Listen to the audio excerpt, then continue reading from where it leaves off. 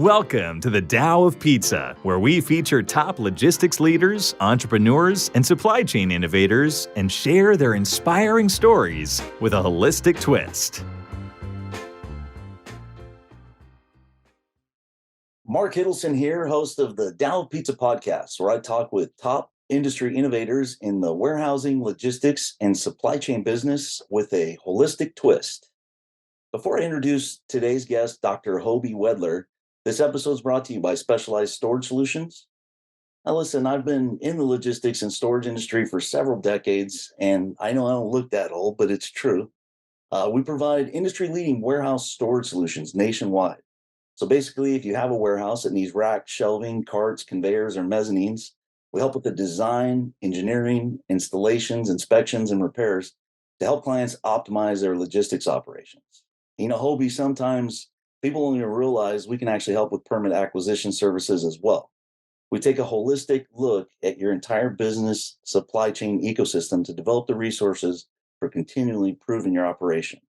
To learn more, visit specialracks.com or give us a call at 707-732-3892.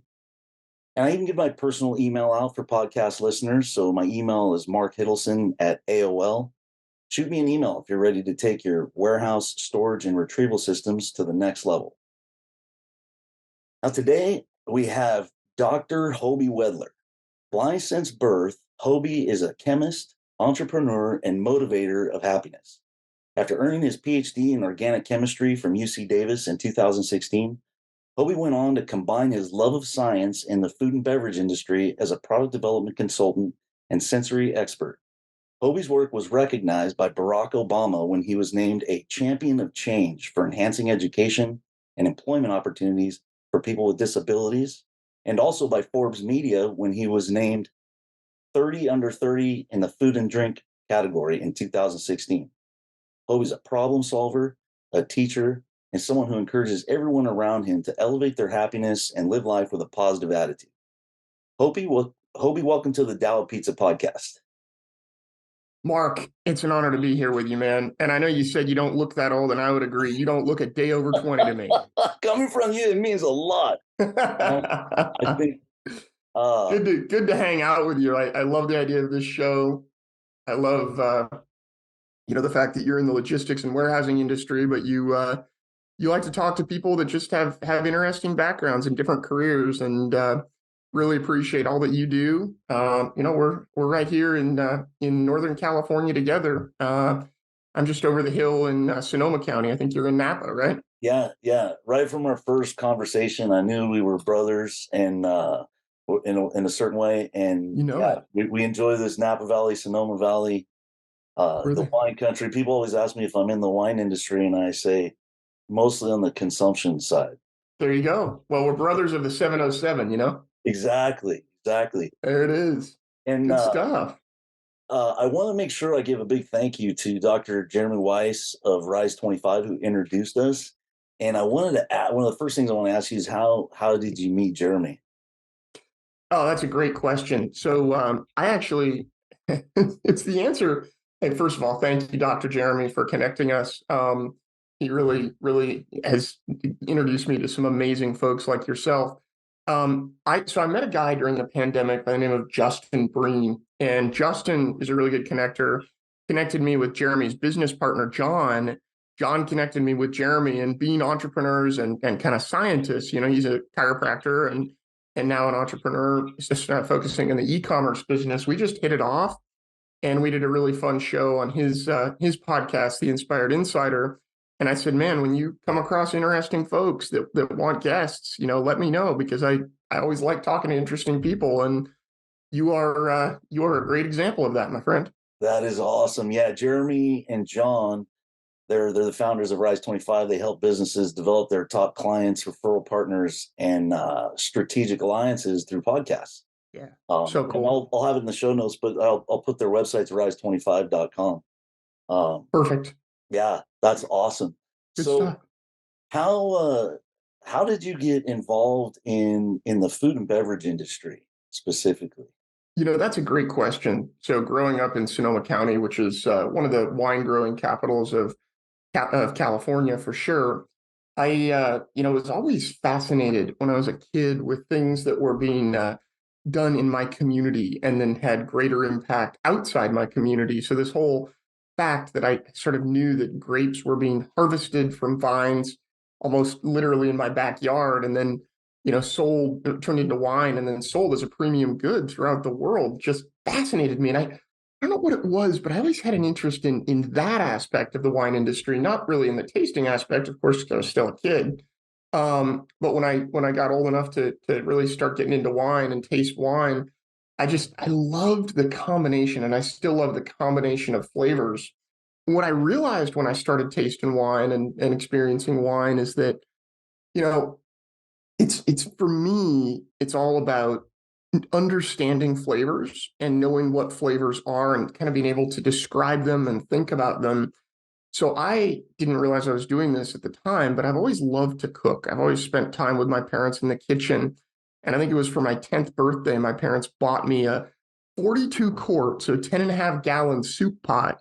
And one of my main chores, and didn't feel like a chore, it was a fun thing to do, was to make big pots of soup that they would freeze and take to work for lunches. They didn't want to, eat out unhealthily, so they'd take these delicious soups. And I would play with flavor and texture and aroma. And what I realized is that I was kind of working as an artist who couldn't see. So when I taste a complex wine or an interesting food or something like that, I literally see flavor. And I think it's the closest to how you might perceive when you look at a beautiful painting or a nice landscape, how you might see it.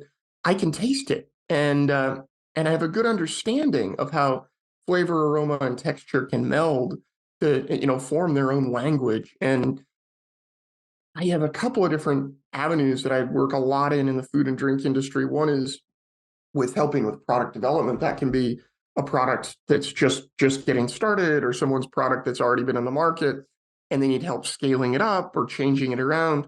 And my passion is developing great products without creating huge costs of goods. So it's a really fun line of work. I also have a line of work where I explain and work with groups to better understand flavors, aromas, and textures that they're tasting. We can get into that in a minute. Yeah. So by doing the chore, and like you said, it wasn't a chore. That's one of the Right. things I try to No. make my chores into something I enjoy because it has to be done, right? You got to Yeah, cook right. it. Um, there's a saying called you chop wood and carry water. And so That's you might, it. you might as well make it a fun experience. And so you had this gift for flavors and being able to identify it. So you turn that into a business. That's pretty awesome. Thank you. Um, No, it's just fun to take something that people see as a disadvantage, like being blind and figuring out, okay, where do I have skills that maybe other people don't have?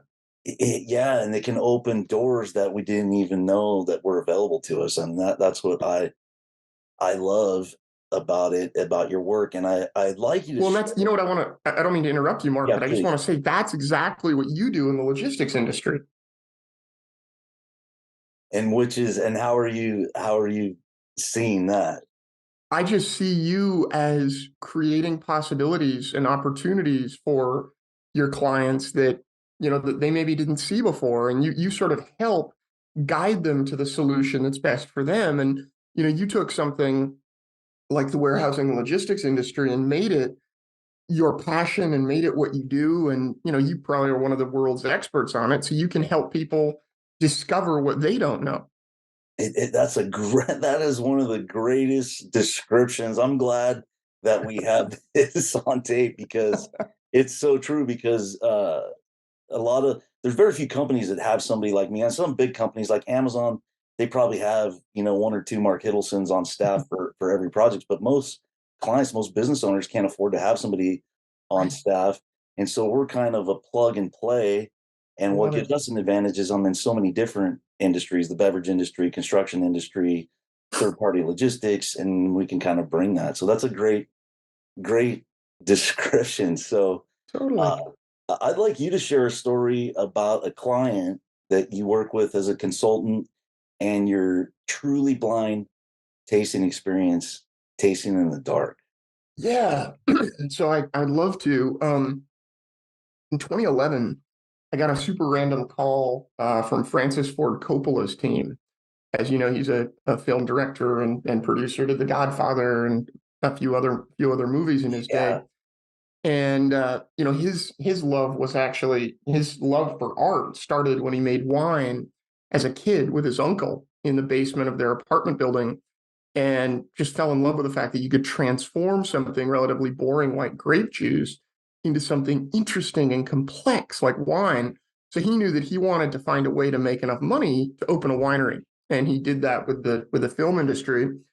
But he had just attended an event in Asia that he really liked, that he felt was a little bit gimmicky. It was where people wore blindfolds and then were asked to walk across a room and find a treat, or these kind of slightly silly things. And he said, I want to do this in more, with more reality, and more sort of authenticity at my wineries. And I want a blind person to lead the experience. So he, through a friend of a friend actually who knew him, his team reached out to me, and I was asked to design and innovate Tasting in the Dark for Coppola and his wineries as a hospitality experience. And when Francis Ford Coppola asks you to do something, you say yes, and then you say, "Oh my God, what did I just agree to?" But he really gave me the reins with it and let me build this experience out into a really dynamic experience that started in the wine industry, but and started as a hospitality experience for him, but soon was picked up by his national sales team. And we go all over for them as a consultant, but also have expanded the Tasting in the Dark and truly blind tasting experiences to food products and beverage products all over the world. So we've done some really fun work, staff development trainings with the French Laundry, and we've done a really exciting PR launch with Barilla, the pasta company, with some of their sauces. So we just have a really good time exploring and using this experience to, pardon the pun, but open people's eyes to what they're missing when they taste flavor and experience flavor. Because I think that when we have our eyesight, which is a great sense that we should definitely use if we have it, it sort of dominates our other senses, right? So studies show that we use our eyesight to obtain 85 to 90% of the information from our surroundings, which means that we have 4 additional perfectly good senses only to take in 10 to 15% of that information. And, when we're not distracted by what our eyes are telling us, it's amazing what our brains perceive. So I am constantly amazed. And it's interesting for me because I've never had eyesight. I've no light perception. My eyes are acrylic, and I've been totally blind with virtually no light perception since birth. So it's always fascinating to me to put a blindfold on people and see how they understand the world differently and connect with it differently. So that's a little bit about Tasting in the Dark. And we worked with all sorts of clients. I'll tell you that Tasting in the Dark is a really powerful experience in 2 ways. It works great for suppliers, mostly in the food and beverage industry, who want to present their products in a very unique way to stakeholders, where they're going to be moved from just number 385 in the catalog to, okay, when I taste Coppola wines or whatever the brand may be, or when I hear about that from a distributor or a salesperson, I'm going to immediately think about this whole experience that I've had. And people remember it for years following the experience. It's also really powerful as an offsite experience for corporate clients.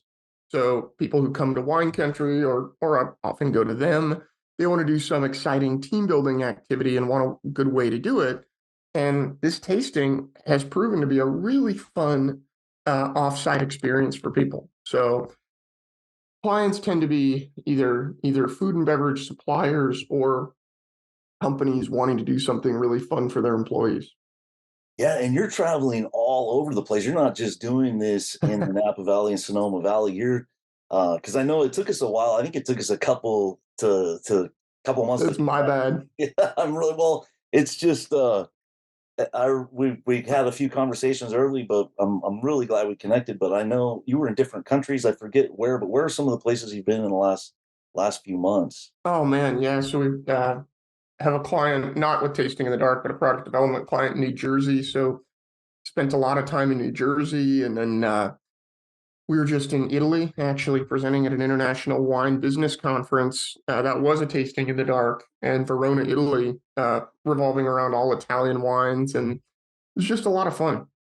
It was a great. It's exciting. We've done them in Asia, in Korea, in Australia. Just really around the world. We love it. And what are so I love travel as part of business. Most of our business is in the United States, but Sure. I love going out of country for business conferences Yeah. because in automation and some of the stuff in logistics, Europe is miles ahead of us as far as Totally. technology because their cost of labor and capital is higher, or land. There's not as much land there. Right. And so they've had to be more creative, innovative in automation to, be competitive and global. Yeah. No. Fascinating. So what are some of the things you've learned from traveling that you've been able to apply to your business? That's a great question. I really, not that customer service isn't good here in the United States, but in other countries, I find a much more attention to detail and attention to what the client really wants and needs. And my motto in my work every day is legendary customer service. Because if you don't provide good customer service, what's the point in working with that company? And I feel like the generation that is sort of my generation and younger maybe weren't necessarily taught the. I sound like an old curmudgeon here. I'm sorry, but weren't necessarily taught the value of really excellent and superior customer service. Um, and I feel like there really isn't any of that. For instance, we just spent a few weeks in Italy, as I said, and even people a lot younger than I am in their work, in their jobs, provide really good customer service. And it's just interesting to look at that sort of model and aura of how much better does it feel to do business with someone who they're not just putting on a face, but they actually care about the business you're giving them. That's a great example. And yeah, the culture it's changed. When I was younger, service stations, it was called a gas station was called a service station. And Sure. and they would wash your windows and stuff like that. And my Right. parents and grandparents started out in that. And Really yeah, I interviewed somebody on the podcast, a few of Milt Tandy, who's the president of Wirecrafters, one of our best suppliers. interesting. And they do security cages, like wine is high security items, so we can convert like racking to a security case. But anyways, he's the president of the company, but 40 something, he's been there for 42 years. But the president of the company at that time had him from the service station. He was a service station client, and just the way he cleaned the guy's windows, the way he took care of him, he said, "Hey, son, what are you up to?" He's like, "I just graduated from college," and he's like, "How would you like to come to work for us?" But that, the thing of service, and now we kind of take for granted getting gas. You just stick your card in there and do it yourself. But um, I love that. And in Europe, they're saying you got a feeling that they care at They every care. level. So here we Yeah. take things for granted.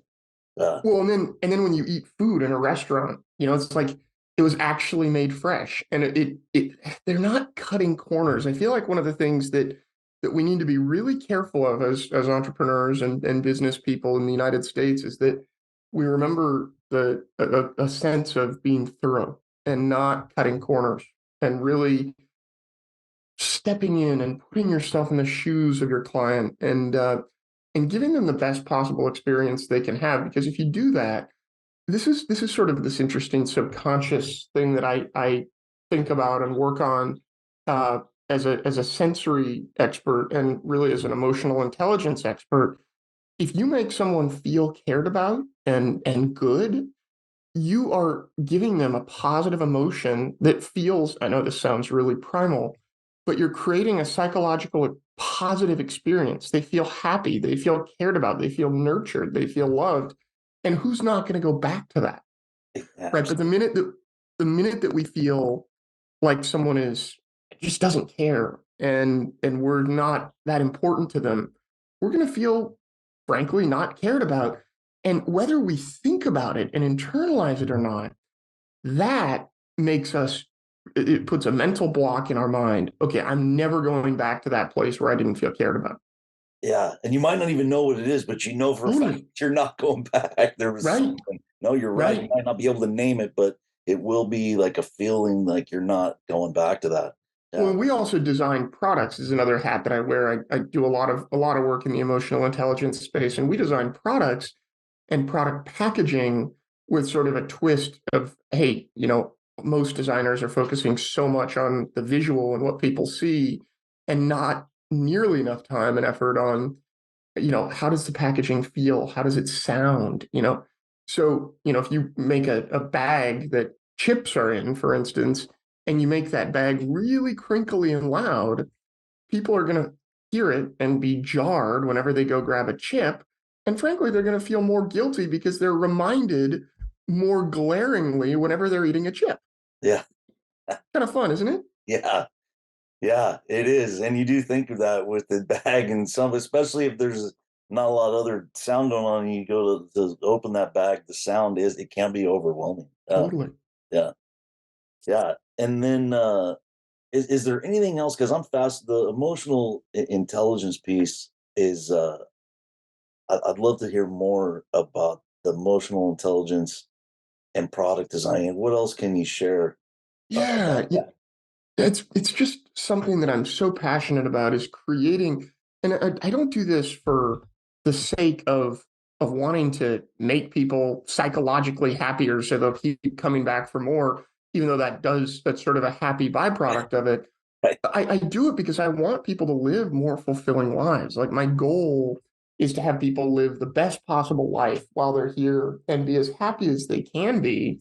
Because what's life worth living if we're not happy and we don't feel satisfied and appreciated, right? So I think that we can build and design and create experiences that give people a really positive outlook on life. I'm actually co-founding a company right now with offices both here in California and also in Bolzano, which is in northern Italy, based all around creating high-end products and experiences that use emotional intelligence as the lens to do our design work. So I can't reveal the name of the company yet, but we literally pair human-centered design and thinking about people first, emotional intelligence with um, a little bit of artificial intelligence and technology to enhance the design work that we do and create experiences that are more meaningful and more emotive, meaning more not like emotional in a sad way or anything like that, but more they emote more, they affect our way of thinking about things and make us feel more, if you will.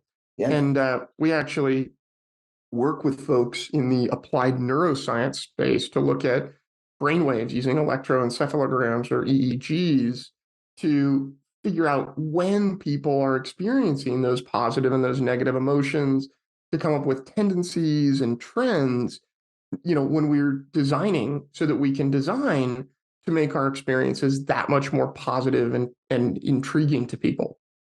That's fascinating because I know, most people are like me, like we think, well, we're logical people and those decisions we make is based on, mental, cognitive, weighing out options and everything. But the truth is like 90% Totally. or more is we're motivated by our emotions, We right? are. Yeah. We Yeah. are. That's a fascinating What project. tastes good, what feels good, what sounds good, what smells good, Yeah. That is what looks that's good. I love that project. Um, I want to tell you it's almost a great segue into my next question because I really want to ask you about this because I feel like as entrepreneurs, we both kind of share the motto of doing well by doing good. You mentioned it, you're not just 100%. doing it just to get more business, like you're doing, um, you want to do good things for your community, like you make the world a better place. So I wanted to ask you to share some of the ways. I mean, you got an award from Barack Obama, and so share some of the ways that diversity or inclusion Yeah, is it's not just doing good thing, but what are some of the ways it actually increases business success as well? sure. Yeah, no, I think thank you for that question. I mean, first and foremost, I think the most important thing we can do is to make a positive difference in the world by being the people that we want to be seen as, right? So not putting on a front, but just bringing our true self to the business every day. And if that person isn't a good person who also wants to give back, that's kind of an issue as well, right? We need to really care about that give back and that help that we give to the world, because without, and I'm not saying like we need to be stewards of just giving and good Samaritans and this sort of thing. I want to get into the business case of this, which is that by giving people opportunities and believing in people who might come from a different background than we think of as typical, we're helping people, giving them, believing in them and giving them those opportunities to let them go into business, whatever their career may be, and succeed and thrive because of it, and add a different perspective and add a more diverse opinion to the problem solution, right? Because what are we doing in business really, Mark, except for solving problems? And that's when I think about my life as an entrepreneur, I am not in this for the money. That's obviously it's good when we make money because we have to pay our bills, but I'm in this because I love helping people by solving real world problems. And when we bring a more diverse workforce in and more diverse people onto our team, we're giving ourselves that ability to solve problems from a more unique perspective. I mean, if you imagine a room with a blind person, a room with someone from a high and a low socioeconomic status, someone of a different ethnicity than us, someone from the LGBT community, whatever the case may be, we have a pool of solution that is so much broader, and that life experience and that cultural upbringing all go into our ability to think about something and come up with a viable solution. If we're one dimensional in our population that we have, it's harder to make those really good decisions and drive positive decision making. And I believe in believing in people that maybe aren't often believed in, and giving them the opportunity not only to survive in business but to thrive in business. And to that end, for many years actually, while I was in graduate school, I had a nonprofit that led annual chemistry camps for blind high school students. And I did this because I had a lot of people who believed in me and gave me all the chances I needed. And I knew that there were a lot of other students that were told that science is too impractical because it's so visual. And how can I bridge the gap and take down those frontiers and empower kids to know what the possibilities are in the world? So we did all sorts of hands-on, high stakes laboratory exercises, heard lectures from professors, mostly at UC Davis, who believed that our students really could enter their fields. And that's what President Obama recognized, was just that we're taking these kids at a young age and helping them find a path for a career that maybe they wouldn't have found before. Yeah. Yeah. So like for you, before that, it wasn't even a possibility, but now, and because you're blind, you've been able to actually improve on things in ways Yeah. that other people wouldn't have been able to do that. You got it. Is that right? Is that saying You got it. Yeah. And think about things differently and approach problems differently. And again, we talked about this earlier in the episode, but people think of blindness as a disadvantage. How can we turn it into an advantage? And how can we help others who we might look at and judge actually, become people that we never thought they could become? So I've got a book I'm working on called It's Not What It Looks Like. And it's all about not judging people by how they look or first impressions. And before we make our judgments, really getting to know people, getting to know who they are, how they think, what they do. And, so just reserving that tendency. It's always so easy to judge someone. You look at someone on the subway platform and you say, oh God, I don't want to be near that person. Right. But that person probably is not a bad person. And if they are, it's going to come clean pretty quickly. Yeah. So just not judging people for what we think they are, but really truly getting to know people and getting to experience them. And I really think that if more people didn't judge so quickly, we'd reduce racism, we'd reduce these barriers, these artificial barriers that go up for people who step into the workplace and try to earn jobs, but have a really hard time doing so, not because they're not excellent at what they do, because they're judged. And by the way, a lot of people who might look like they fit the position, fit the task well, might be lazy. They might really not be the right employee. Yeah, Yeah. absolutely. Absolutely. And as a Same. blind person, as someone who's totally colorblind, it's kind of fun for me. I don't judge people by what they look like. They have that. That's another advantage. Yeah. I That, don't want to ever judge people by what they look like, but frankly, I can't anyway. yeah. Yeah. Yeah. Yeah, That's a great, and then just what you mentioned about diversity in teams and better and being better able to solve complex problems. sure. I read a book recently called The Watchman's Rattle. I hadn't heard of it, but it's Rebecca Costa. She's an author and a media person, and her other books On the Verge. But she is talking like to solve the complex problems that we have, it's not going to be like one great individual, like the ones, everybody No, knows for. It's not going to be a Bill Gates or a Steve Jobs or an Elon Musk, even though they're doing great things. It's going to be teams of people yeah, because the complexity is happening so much faster now. And like you said, artificial intelligence and all these things that we're using to solve problems will need multiple, like a multidisciplinary sure. view to even scratch at the surface of solving some of these things. So I love what you said.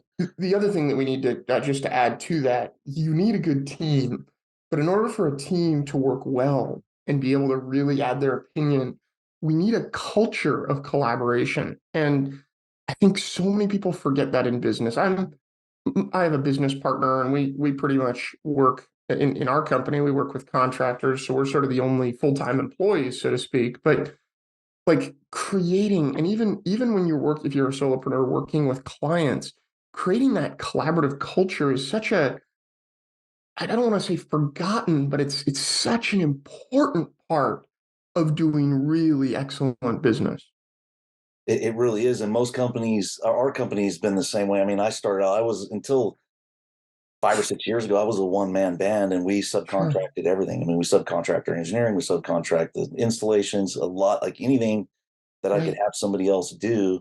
And then I was just working with owners, instead of working with 30 employees, I'm working with 15 different owners, and then they all have their employees. But Totally. those types of relationships, it takes a different kind of energy. It takes a different kind of collaboration. You have to make sure your values are aligned. I mean, there's a lot of things that goes into So much. collaboration, because people, and we've had people that didn't fit in the culture because some people think, well, Right. they don't work for us, so I can't be their boss. And it's like, well, Right. our culture is kind of they're our boss and we're their boss. Exactly. Nobody's anybody's boss. And this, we just need to focus on getting the job done. So Exactly. I love it. That's what you said is perfect. That's on the money. Uh, Thank you. and that's doing well by doing good. It's one of the reasons Dr. Jeremy Weiss introduced us is that we've, for the past, I want to say 10 years, has probably been more. We've supported the Napa has a local, uh, I call it a bicycle race. My wife always reminds me it's not a race, but I've never come close to winning it. But it's an event called Cycle for Sight, Cycle for sight. and I think you're familiar with that, right? Oh, totally. Yeah, Yeah, I actually am the chairman of the board of the Earle Baum Center of the Blind in Santa Rosa, and we send a team to Cycle for Sight every year. It's a great program. It raises great money. And one of the groups that's just outside of Napa is actually the Enchanted Hills Camp, run yeah, by the Lighthouse for the Blind and Visually Impaired of San Francisco. Is another client and dear friend of ours, and just we do anything we can to support them because we love them like crazy. But have you been up to the two Enchanted Hills? I haven't. I haven't. I heard that it's amazing though. It's 311 acres of woods near the top of a very tall mountain just outside of Napa called Mount Veeder. I mean, it's very tall compared to the plains of Napa, not Yeah, very tall compared to the Sierras. Like, I think our highest point is 1,500 feet. But it's this amazing place that's now built out into we're still finishing construction, but it's going to be a beautiful retreat center for anyone to use, but designed first and foremost by blind people and for blind people. So I don't know. I just love, I can't get enough of um, giving back and helping out, because when we know that our work is, by the way, where I don't like to help out and give back is when I'm just a stamp on something. It's like, oh yeah, you're on the board of this organization that's Yeah. doing blah blah blah work. That's not fun. I want to feel like the work that I'm doing is really helping and transformative.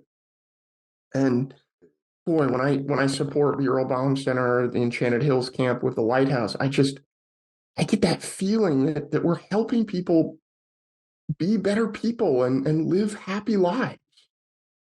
Yeah, absolutely. And Absolutely. I can tell that by supporting Cycle for Sight and all that you do, you love this stuff and you totally believe it.